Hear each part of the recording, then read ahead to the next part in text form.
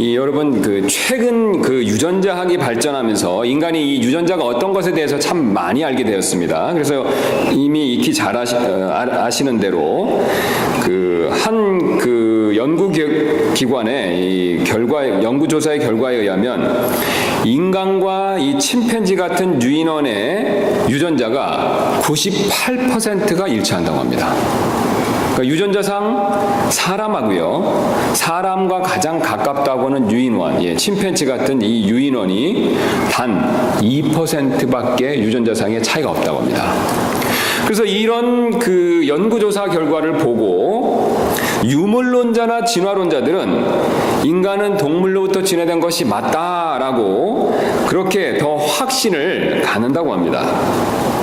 물론 우리 그리스도인은 이제 그런 확신을 갖지 않죠. 여러분이 그런 얘기를 하셨다고 해서 그것을 받아들이시지는 않으실 줄 믿습니다. 그러나 우리가 다음과 같은 생각이 들 때도 종종 있을 수가 있습니다. 즉, 과연 인간과 동물의 그렇다면 가장 근본적인 차이점은 무엇인가? 유전자상의 2%밖에 차이가 없다고 하는데 우리는 그리스도인들은 그렇다면 그 사실로 인해서 인간이 동물로부터 진화됐다라고 믿지는 않지만요. 그렇게 생각하지는 않지만 그렇다면 과연 이 동물과 사람을 제외한 이 모든 생물과 인간과의 가장 근본적인 가장 큰 차이점은 무엇일까라는 생각을 우리가 가끔 해볼 때도 있다는 뜻이 되겠습니다. 여러분 이에 대해서 어떻게 생각하십니까? 여러 가지 생각들을 한번 해보시겠죠. 사람과 동물의 차이점은 사람은 말을 한다. 그런데 이제 또 이것을 안 믿는 하나님을 믿지 않는 사람들은 말은 동물들도 하기 때문에 별 차이가 없다 이렇게 반박하기도 하죠.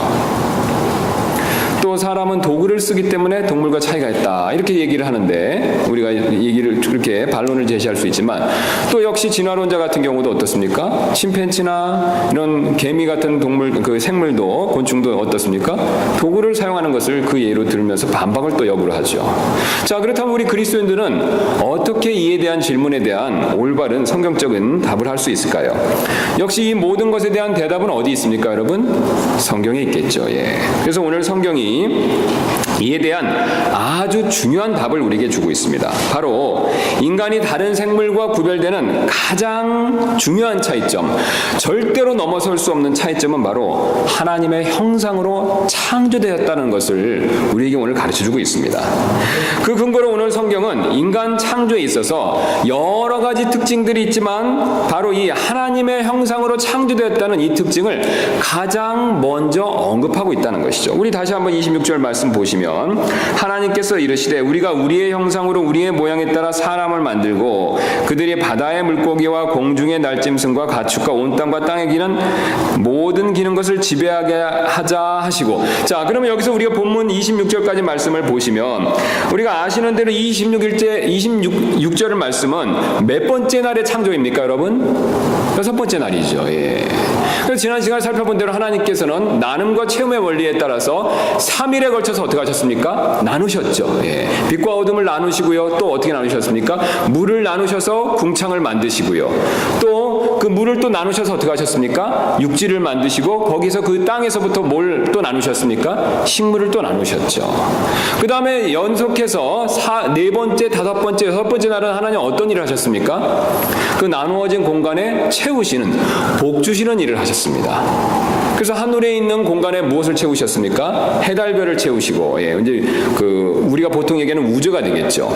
그 다음에 궁창과 바다에는 무엇을 채우셨습니까? 새와 물고기들을 채우셨죠. 물속에 사는 생물들이죠. 그 다음에 마지막으로 이 땅에는요, 이 땅에 사는 짐승들과 그 다음에 하나님의 최종 걸작품인 바로 사람을 창조하셨습니다.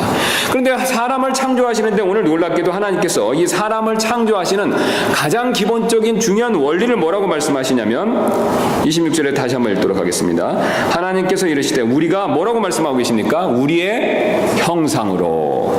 그것도 여러 번 강조해서 말씀하시죠. 우리의 형상으로 우리의 모양에 따라 사람을 만들자. 이렇게 말씀하고 계십니다. 바로 하나님께서 인간을 창조하셨을 때 다른 특징들보다 가장 중요시했던 특징이 바로 뭐냐면 사람을 하나님의 형상으로 만드셨다는 것입니다. 그렇다면 하나님의 형상이란 과연 어떤 것이 되겠습니까? 역시 오늘 본문이 이에 대한 답을 주고 있습니다.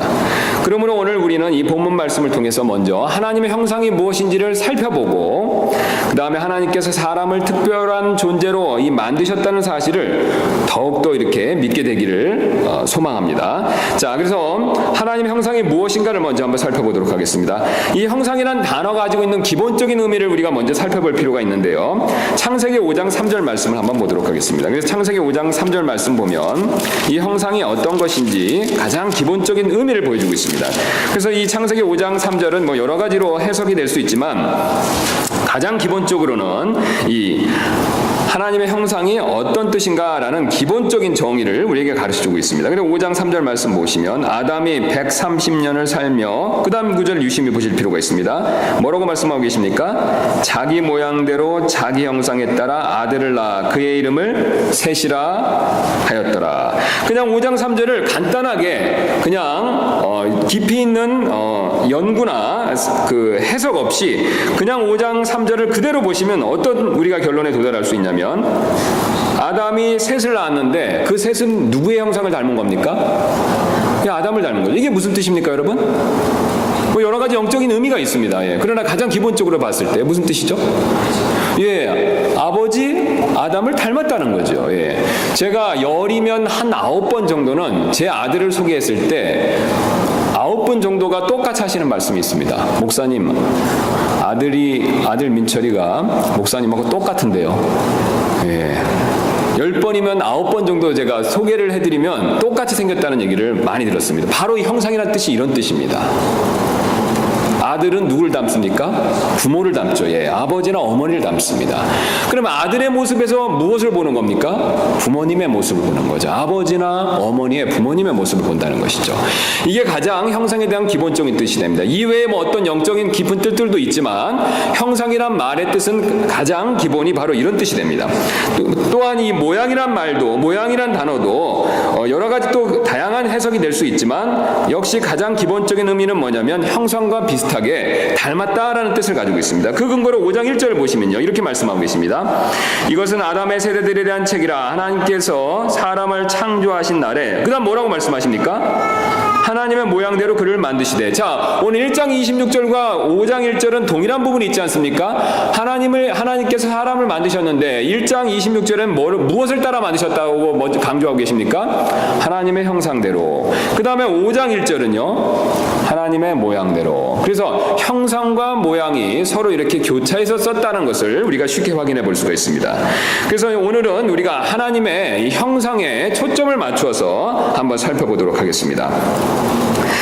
그래서 하나님의 형상이란 말의 형상은 기본적으로 비슷하다라는 뜻을 제가 말씀드렸는데, 자, 그렇다면 사람과 하나님에게 있어서 어떤 점이 비슷하겠습니까? 예, 여러 가지 비슷한 점이 있겠죠. 예. 그래서 가장 기본적인 비슷한 것을 우리가 지난 시간에 살펴봤던 1장을 통해서 먼저 확인해 볼 수가 있습니다. 그래서 1장 1절 말씀 보시면 처음에 하나님께서 하늘과 땅을 창조하시니라 라고 말씀하시죠. 그럼 여기서 1장 1절은 아주 중요한 모습에 대해서, 하나님의 아주 중요한 모습에 대해서 가르쳐주고 있습니다. 우리 하나님은 어떤 모습으로 지금 성경에 우리에게 보여주고 있습니까? 하나님은 창조하시는 분이시죠. 하나님은 뭔가를 만드시는 분이십니다. 자, 그러면 하나님께서 뭔가를 만드시는 하나님이 자신의 형상대로 사람을 만들었으면 사람들 역시 어떻습니까? 뭔가를 만드는 일에 있어서는 어떻죠? 하나님과 비슷한 면이 있겠죠. 맞습니까, 여러분? 아들이 아버지를 닮았듯이 사람도 하나님을 닮았는데요, 어떤 면에서 어떤 하나님의 특징, 어떤 하나님의 속성을 닮았냐면 1장 1절 말씀 보니까 하나님이 창조하시는 분이시다라는 것을 말씀해 주신다는 것이죠.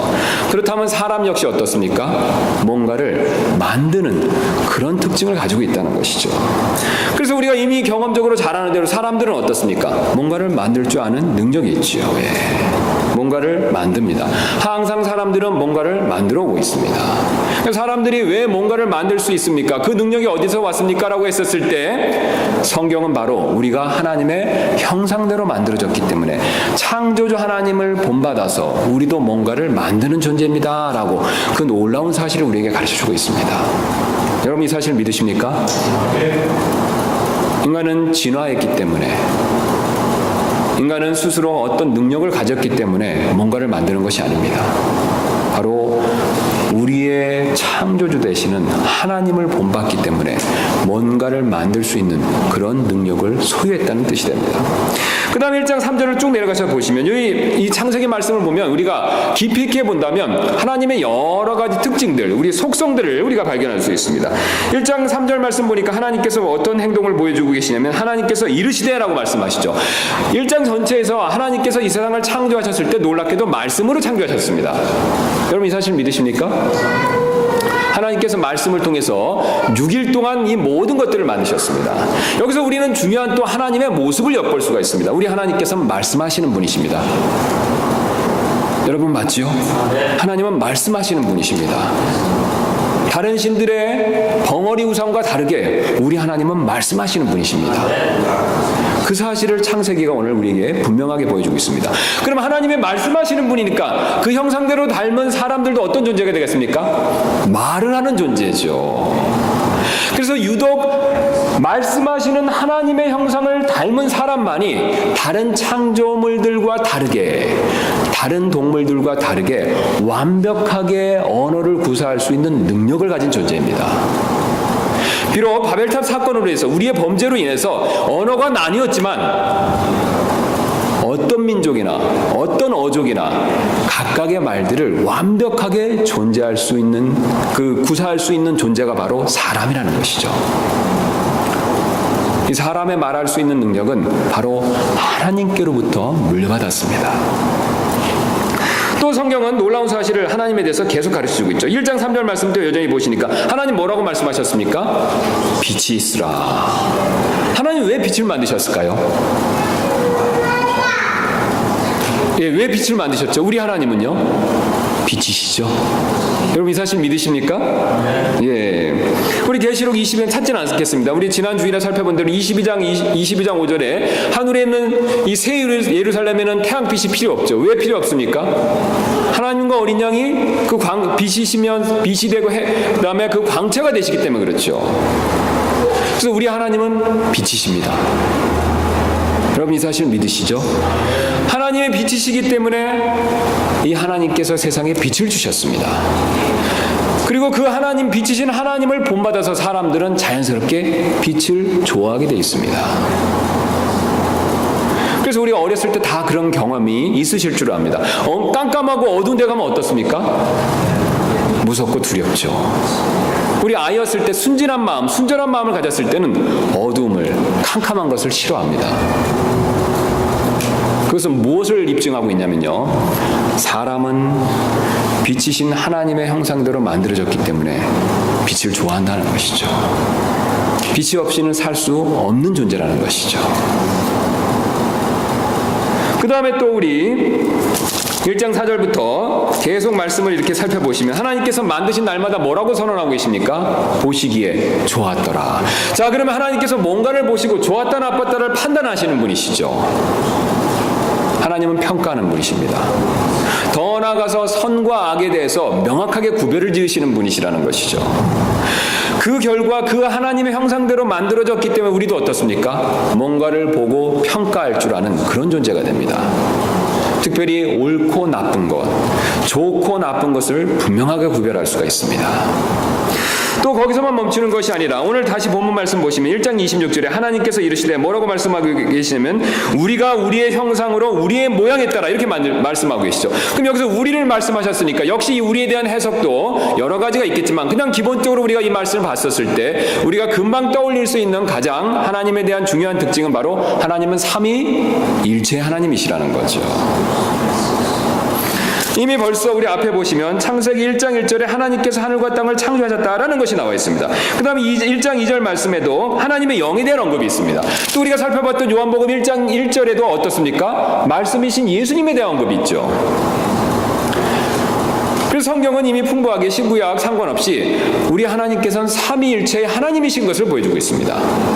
그래서 우리가 이미 이렇게 잘 아시는 대로 하나님은 삼위일체 하나님이시기 때문에 우리를 어떻게 만드셨습니까? 삼분법적으로 만드셨죠. 예.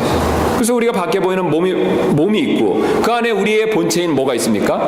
혼이 있고요. 또 하나님과 교제할 수 있는 뭐가 있습니까? 영이 있죠. 예. 삼위일체 하나님을 본받아 우리를 몸과 혼과 영으로 만드셨습니다.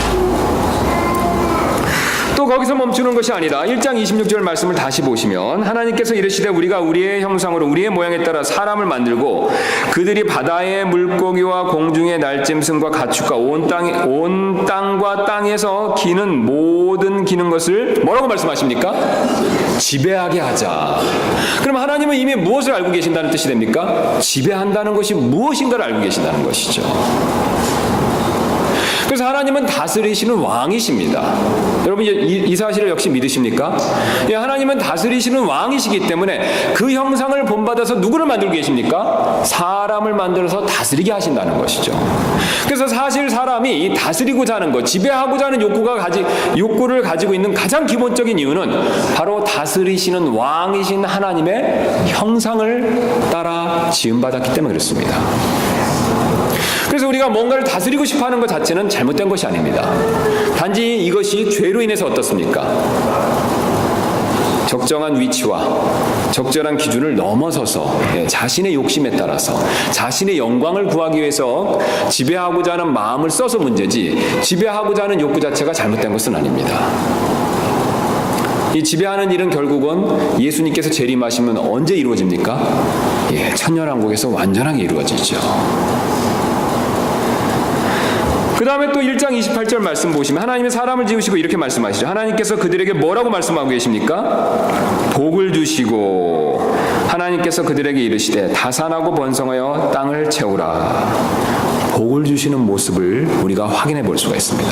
그러면 하나님께서 복을 주시는 그런 분이시기 때문에 복 주시는 하나님의 형상을 따라 지음받은 우리는 어떻습니까? 우리도 역시 복을 필요로 하고 다른 사람들에게 복을 베풀고자 하는 그런 마음이 있는 존재라는 것이죠.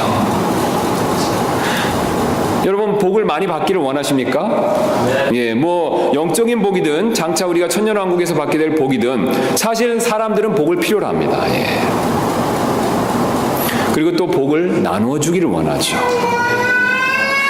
그래서 우리가 움켜쥐는 것보다는 사실 베푸는 것이 하나님의 뜻에 따라 하나님의 형상에 더 일치하는 그런 삶을 사는 것이 맞다라고 하나님께서 우리에게 가르쳐주고 계십니다.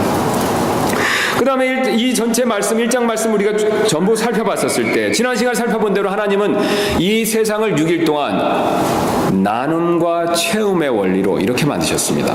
이것을 봤을 때 최소한 본문에서 하나님께서는 어떤 원리를 세우시고 계획을 세우시고 그 원리와 계획대로 일하시는 분이시라는 것을 우리가 알 수가 있습니다. 그래서 그런 하나님의 형상대로 본받았기 때문에 그 하나님의 형상대로 지음받았기 때문에 우리 역시 어떻습니까? 어떤 계획을 세우고 원리에 따라서 일하는 존재라는 것을 우리는 이미 경험적으로 잘 알고 있습니다. 그러나 안타깝게도 이런 하나님의 형상은 아담이 범죄한 이후에는 그것이 뒤틀려져 버렸고 그렇지만 여전히 사라지지는 않고 우리 가운데 남아 있습니다.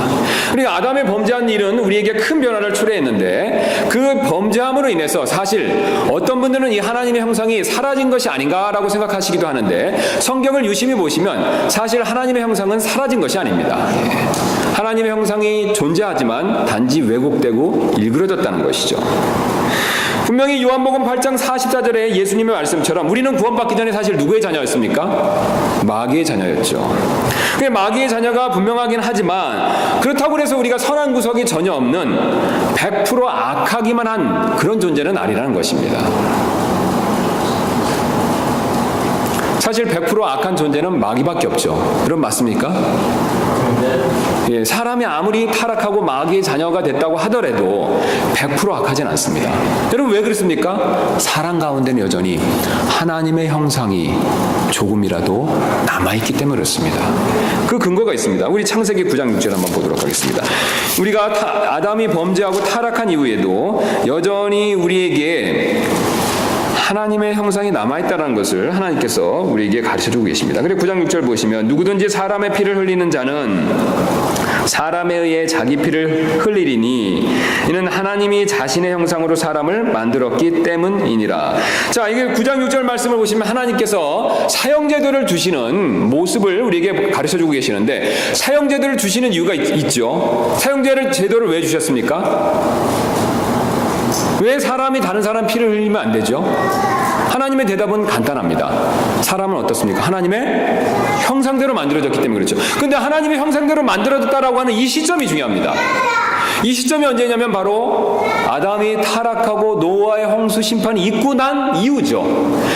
그 홍수 심판이 있고 난 이후에도 여전히 하나님은 노아를 통해서 사람들에게는 여전히 하나님의 형상이 있다라는 그것을 언급하고 계신다는 것입니다. 여러분 맞지 않습니까? 예. 그냥 한 번 더 증거를 찾도록 하겠습니다. 우리 야고보서 3장 9절에도 이런 말씀이 있습니다. 여전히 우리가 타락했지만 하나님의 형상이 완전히 없어진 것이 아니라 남아있다라는 것을 야고보서 말씀이 또한 보여주고 있습니다. 이거 야고보서 3장 9절 말씀 한번 보도록 하겠습니다.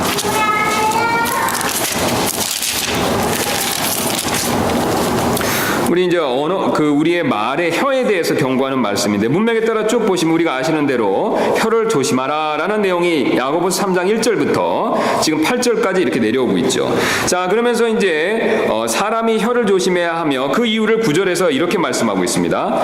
그것으로 혀로 우리가 하나님 곧 아버지를 찬송하며 또 그것으로 혀로 우리가 그 다음에 뭐라고 말씀하고 계십니까? 하나님의 모양대로 만들어진 사람들을 저주한다 이렇게 말씀하고 있죠.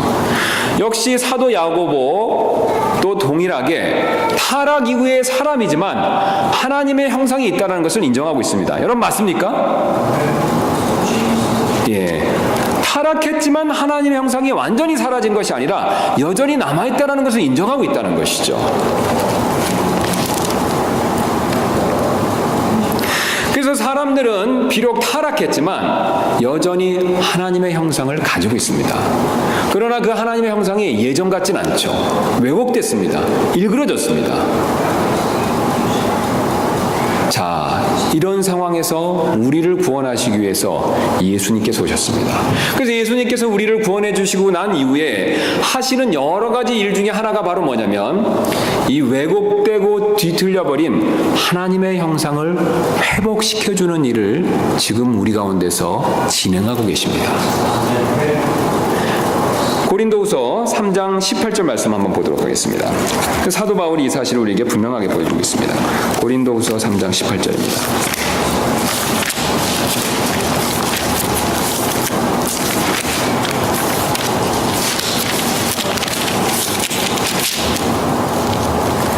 자, 그러나 우리는 다 가리지 않은 얼굴로 거울을 보는 것 같이 주의 영광을 바라보며 그 다음 구절을 유심히 보실 필요가 있습니다. 같은 형상으로 변화되어. 자, 그럼 여기서 같은 형상이 누구의 형상입니까, 여러분? 문맥에 따라 보시면요. 예, 하나님 주님의 형상이죠. 그러니까 우리가 지금 어떤 과정이 있다라고 지금 고린도후서 3장에 얘기하고 있습니까?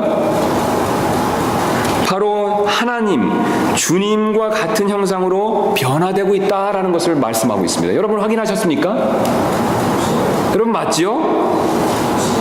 예, 그럼 이해가 잘 안 되시는 것 같으면 우리가 또 다른 말씀을 한번 보도록 하겠습니다. 자, 그럼 여기서 하나님의 형상이라고 그랬는데 자, 로마서 8장 29절 한번 보도록 하겠습니다. 좀 더 분명히 나와 있는 구절을 한번 찾아보도록 하겠습니다. 8장 29절. 특별히 주님의 형상인데 이 주님의 형상은 그리스도의 형상을 얘기하고 있습니다. 그리스도의 형상이 결국 하나님이시기 때문에 하나님의 형상과 동일한 것이죠. 3장 29절입니다. 8장 29절입니다. 로마서 8장 29절. 로마서 8장 29절입니다. 그분께서는 하나님이시죠. 문맥에 따라 보시면 그 앞에를 보시면 그분은 하나님이십니다. 자신이 미리 하신 자들, 바로 이제 구원받은 자들을 얘기하는 거죠. 자신이 미리 하신 자들, 구원받은 자들을 또한 예정하사. 그 다음 보시기 바랍니다. 뭐라고 말씀하고 계십니까? 자신의 아들의 형상과 같은 모습이 되게 하셨나니. 자, 구원받은 자의 지금 목표가 무엇이다 라고 말씀하고 계십니까? 자신의 아들이신 누구요? 예수님의 형상과 같이 되게 하는 것이 그것이 목표다라고 말씀하고 계시죠. 아들의 형상과 같은 모습이 되게 하셨다라고 말씀하고 계시죠. 이 두 구절 말씀을 봤을 때 우리가 어떤 결론을 내릴 수 있습니까, 여러분? 일그러졌던 우리의 하나님의 형상이 주님의 사역을 통해서 다시 회복돼서 바로 둘째 아담이신 그리스도를 본받는, 그리스도를 닮아가는 그런 모습이 되게 된다라고 우리에게 알려주고 계십니다. 그리고 이 회복되는 하나님 형상이, 그리스도의 형상이 결국은 주님께서 재림하셨을 때 완전하게 회복되고 완성될 것입니다. 그래서 우리가 고린도전서 15장 다시 한번 찾아보도록 하겠습니다. 고린도전서 15장 49절 말씀 되겠습니다. 고린도전서 15장 49절입니다.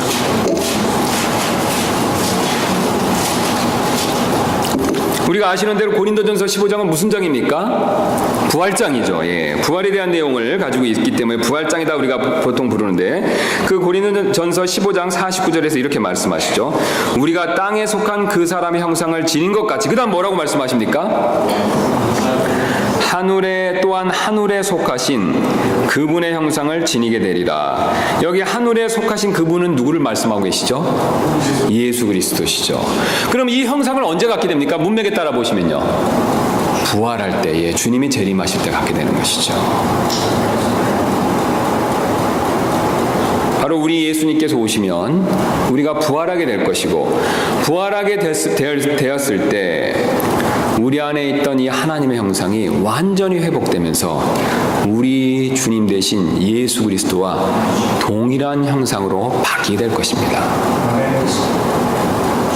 제가 이렇게 손이 있는데 한번 저를 봐주시기 바랍니다. 이 손이 마비증에 걸려서 이렇게 굳어져 버렸습니다. 그럼 이 손이 정상으로 되려면 어떻게 되겠습니까? 이것이 펴져야 되겠죠. 우리의 형상이 원래는 정상으로 이랬었는데 범죄함으로 우리의 형상이 이렇게 왜곡됐습니다. 그랬다가 구원받은 이후에 하나님의 역사하심을 통해서, 특별히 성령의 역사하심을 통해서 이 왜곡된 하나님의 형상이 지금 펴지고 있죠. 펴지고 있다가 우리 주님께서 재림하셔서 우리를 부활시켜 주셨을 때 이것이 완전한 형상으로 회복될 것을 성경은 오늘 우리에게 약속하고 계십니다. 그래서 이 내용을 정리하면 제가 나눠드리는 이제 한번 이 성경 도표를 한번 보도록 하겠습니다. 그래서 지금 하나님께서 어떤 과정으로 우리의 형상을 회복시켜 주시는지 그 내용을 한번 정리해 보도록 하겠습니다. 그래서 우리가 하나님의 형상에 따라서 하나님은 창조하시는 분이십니다. 여러분 맞습니까? 그래서 사람도 뭔가를 창조하는 존재입니다. 여러분 맞습니까? 그런데 아담이 타락한 이후에 이 하나님의 형상이 뒤틀려 버렸기 때문에, 좀 어려운 말로 하면 왜곡되었기 때문에 사람들은 이 만드는 하나님의 형상이 왜곡돼서 결국은 하나님께 영광이 되는, 다른 사람들에게 필요한 것을 만드는 것이 아니라 바로 죄된 것들을 만들어내기 시작했습니다. 그래서 창세기 대표적인 것이 어떤 것이 되냐면 바벨탑과 같은 것이 되겠죠.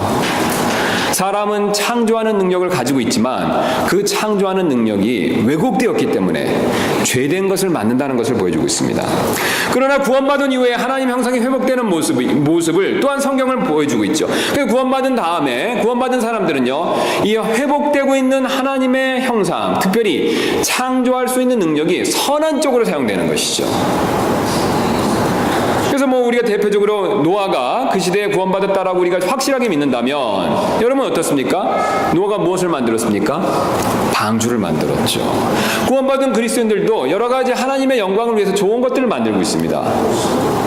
그래서 우리가 찬송가 같은 것들을 또 작사 작곡하기도 하고요. 또 인류에게 필요한 것들을 그리스도인들로서 그런 것들을 만들어내는 사람들도 있습니다. 뭔가를 만들어내는 그 능력을 좋은 쪽으로 쓴다는 것이죠. 그리고 부활 이후에 하나님 형상이 완전히 회복되었을 때 바로 이 뭔가를 창조하는 능력은 100% 하나님의 영광과 모든 사람을 위해서 사용되게 될 것입니다. 그래서 특별히 우리가 천년왕국에서 우리의 이 창조하는 능력이 완전하게 발휘될 것입니다. 그래서 이사야서 우리가 2장 4절 말씀 잘 아시죠? 칼을 쳐서 무엇을 만든다고 말씀하고 계십니까? 보습을 만든다라고 말씀하고 계시죠. 창을 쳐서 낫을 만든다는 것이죠. 천년왕국 기간 동안에 사람이 뭔가 만드는 활동을 한다는 것을 단편적으로 보여주고 있습니다. 그래서 이 천년왕국에서 우리는 가만히 있는 것이 아니라 주님과 함께 통치하면서 뭔가를 만들면서 하나님께 영광 돌리는 일을 할 것입니다. 여러분 여러분 이걸 한번 생각해 보시면 어떻습니까? 상당히 어떻죠? 소망이 넘치지 않습니까? 예, 제가 뭔가 음악적 재능이 있으면요, 이 음악적 재능이 천년왕국에서는 어떻습니까? 주님을 높이는데 완전하게 발휘된다는 것이죠. 제가 어떤 미술적 재능이 있다면요, 이 천년왕국에서 주님을 위해서 그 미술적 재능이 완전하게 현현된다는 것이죠. 얼마나 대단합니까? 내가 어떤 정치적인 능력이 있다면요, 주님과 함께 다스릴 때 이 정치적인 능력이 올바른 쪽으로 완전히 발휘된다는 것입니다. 사실 큰 소망이 됩니다. 그 다음에 하나님의 말씀하시는 분이다라고 그 형상을 가진 것을 우리가 1장 3절에서 확인했습니다. 그래서 하나님의 형상에 따라 우리가 앞에 살펴본 대로 사람도 말을 할 수 있는 존재죠. 그런데 아담의 타락 이후에 이 말할 수 있는 사람들의 이 능력이, 말하시는 하나님의 형상에 따라 갖게 된 이 말하는 능력이 어떻게 사용되고 있습니까? 나쁜 말을 하는데 사용되죠. 죄된 말을 하는데 사용되고 있습니다. 욕이나 상스러운 것이나 부정적인 말, 남을 험담하는 말, 정죄하는 말, 미워하는 말, 하나님께서는 입 밖에도 내지 않는 그런 추하고 죄된 말들을 하는데 사용되고 있다는 것이죠. 그러나 우리가 구원받은 이후에는 어떻습니까? 우리가 하는 말들은요, 선한 말들로 바뀌고 있습니다. 그래서 성경은 우리의 말을 조심할 것을 여러 군데서 우리에게 경고하고 있습니다. 선하고 은혜로운 말들을 해야 될 것을 우리에게 말씀해 주신다는 거죠. 그래서 우리가 점점 그리스도를 닮아갈수록 우리의 언어 생활도 점점 더 선하고 은혜스러운 말로 바뀔 수밖에 없습니다.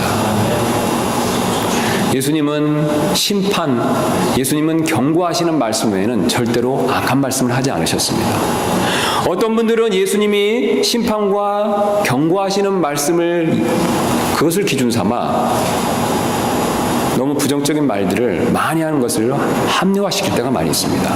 그러나 우리가 성경을 유심히 보시면 예수님께서는 그 경우 외에는 선하고 부드럽고 위로와 소망이 넘치는 말들을 더 많이 하셨습니다.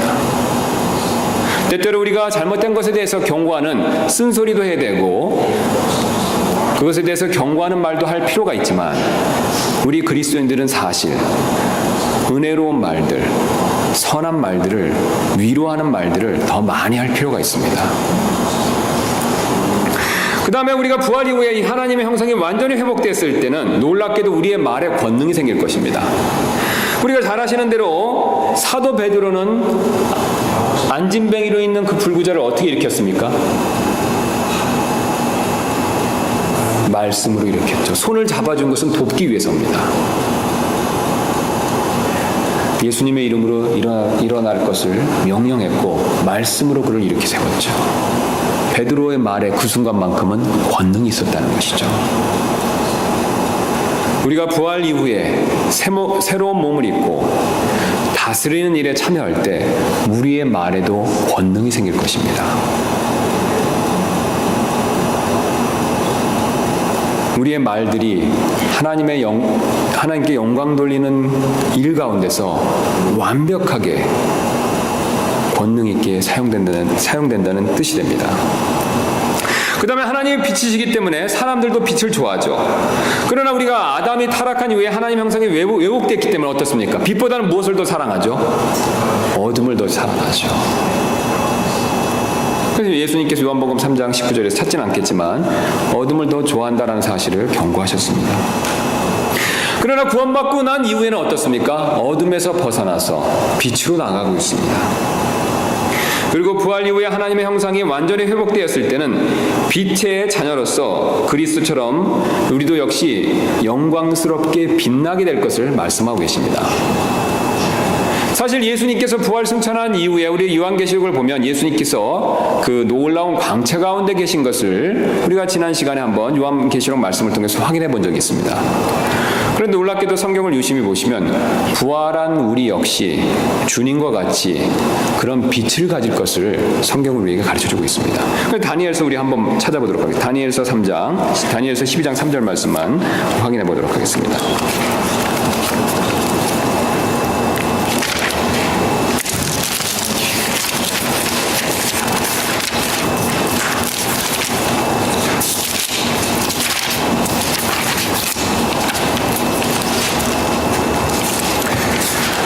다니엘서 12장 3절 되겠습니다.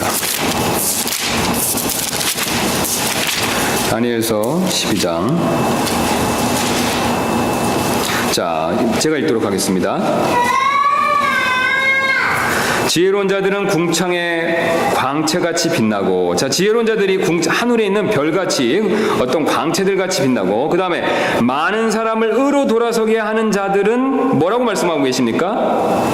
별들과 같이 영원 무궁토록 빛나리라. 이 말씀을 만약에 은유적으로 보면요, 단순하게 영광을 얻는다라고 볼 수 있지만, 이 말씀을 문자 그대로 본다면요, 여기 있는 지혜로운 사람들과 많은 사람들을 의로 돌아서게 한 자들은 어떻게 되는 겁니까? 실제적으로는요, 빛이 나게 된다는 것을 우리가 믿을 수가 있습니다. 왜냐하면 우리가 주님의 형상과 같이 똑같이 될 것이다라는 여러 말씀을 봤을 때 주님이 빛나시는 것처럼 우리도 빛이 날 수 있다는 것을 성경은 우리에게 가르쳐주고 있습니다. 그 다음에 마지막으로, 하나님은 다스리시는 분이시기 때문에 사람도 다스리는 존재죠. 그러나 아담의 타락 이후 하나님의 형상이 뒤틀린 모습 가운데서는 오히려 마귀와 죄의 지배를 받고 있습니다. 오히려 지배해야 될 사람이 지배를 당한다는 것이죠. 그러나 구원받은 이후에 하나님의 형상이 회복된 모습 가운데서는요, 죄가 자신을 다스리지 못하게 하는 그런 일을 할 것을 주님께서 우리에게 명령하고 계시죠.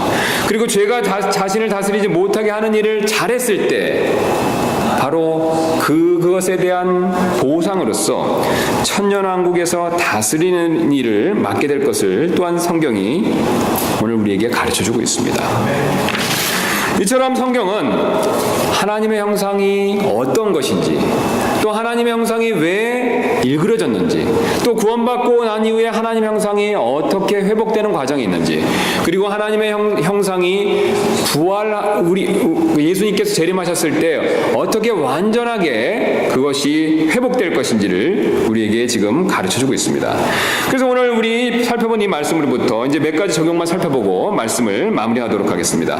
오늘 우리가 하나님의 형상과 관계돼서 배웠던 내용 가운데서 얻을 수 있는 첫 번째 적용은요, 사람은 귀한 존재라는 사실입니다. 여러분, 이 온 우주에서 제일 귀하신 분이 누구십니까?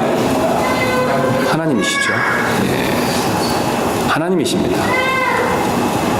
그런데 가장 귀하신 이 하나님의 형상대로 만들어진 사람은 어떻습니까? 이 세상에 있는 그 어떤 다른 창조물보다도 가장 귀할 수밖에 없습니다. 왕은 그 왕국에서 가장 존귀한 존재가 됩니다. 여러분 맞지 않습니까? 왕국에서 왕은 가장 귀한 존재죠.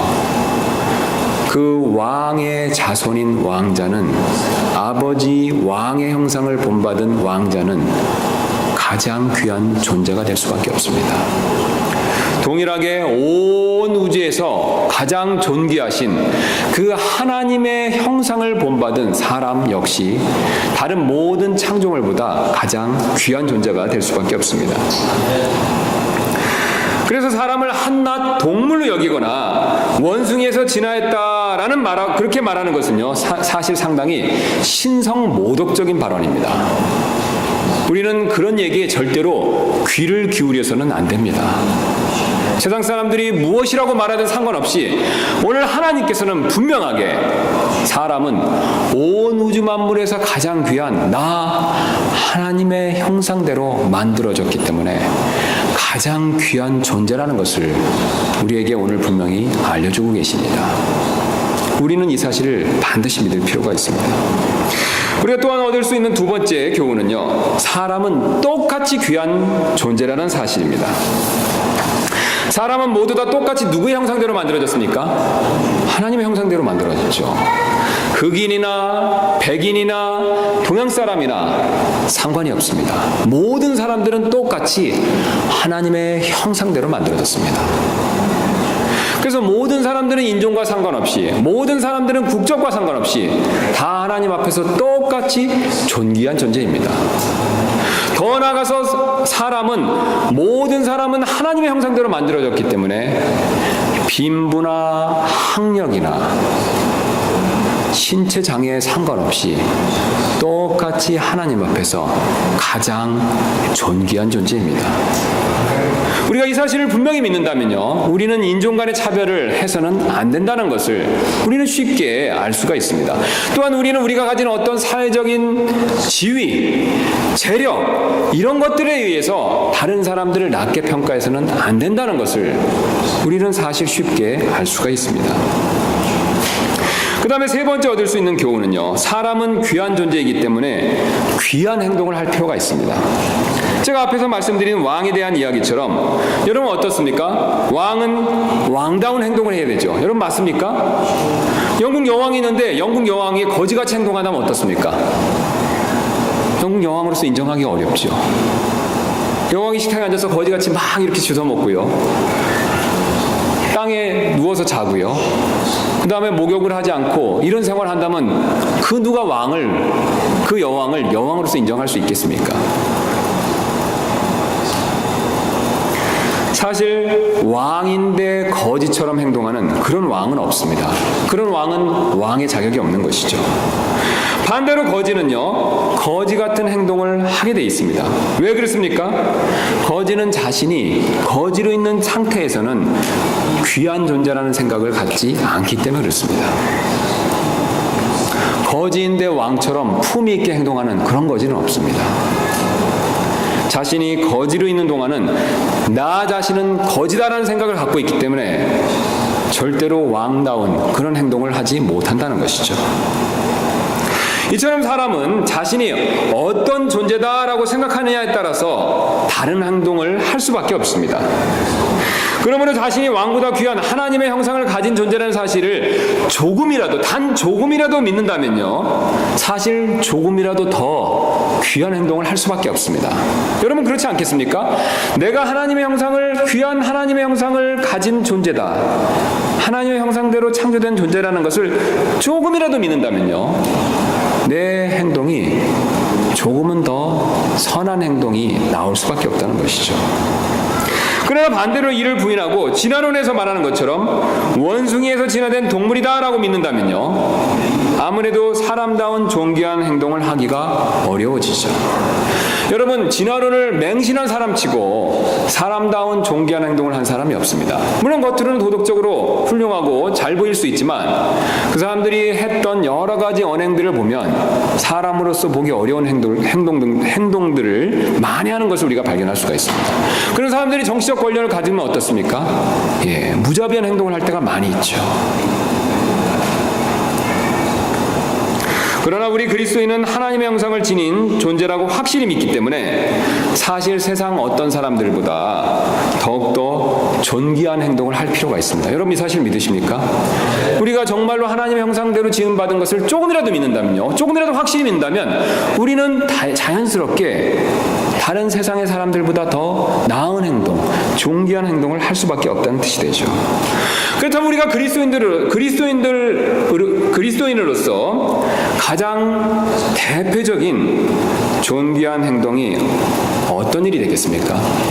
여러 가지가 있지만 가장 대표적인 우리가 할 수 있는 존귀한 행동은 바로 우리의 삶 가운데서 성령의 열매를 많이 맺는 것입니다. 왜냐하면 성령의 열매는 누구를 보여주고 있습니까?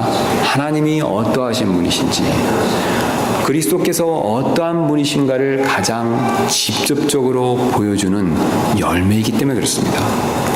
우리가 아시는 대로 성령의 열매는 사랑과 기쁨과 화평과 오래 참음과 부드러움과 선함과 믿음과 온유와 절제입니다.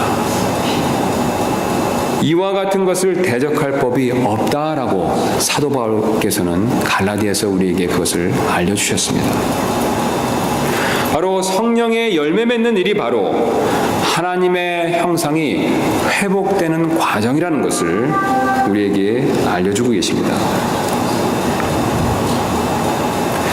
그리고 우리가 이런 성령의 열매 맺는 일을 통해서 하나님의 형상이 더 많이 회복될수록 사실 우리는 하나님께 더 많은 영광을 돌려드릴 수가 있습니다. 또 우리 이웃들에게는 빛과 소금의 역할을 더 많이 할 수가 있습니다. 그리고 우리가 이 일을 얼마나 잘했는가에 따라서, 그 여부에 따라서 장차 그리스도의 심판석에서 보상과 상속을 받게 될 것을 주님께서는 우리에게 말씀해 주고 계십니다. 그러므로 이를 열심히 실천할 수 있는 저와 여러분들 되시기를 주님의 이름으로 축원합니다.